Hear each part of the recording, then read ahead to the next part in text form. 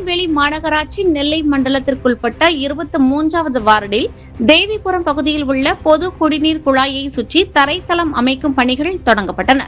இந்த பணிகளை திருநெல்வேலி மாநகராட்சி மேயர் ராமகிருஷ்ணன் நேரில் ஆய்வு செய்து தொடங்கி வைத்தார்.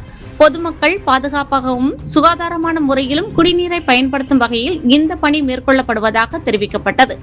நிகழ்ச்சியில் 23வது வார்டு கவுன்சிலர் அனார்கலி, நெல்லை பகுதி துணை செயலாளர் அப்துல் சுபஹானி, ஒப்பந்தக்காரர் ஸ்ரீதர் உள்ளிட்டோர் கலந்து கொண்டனர்.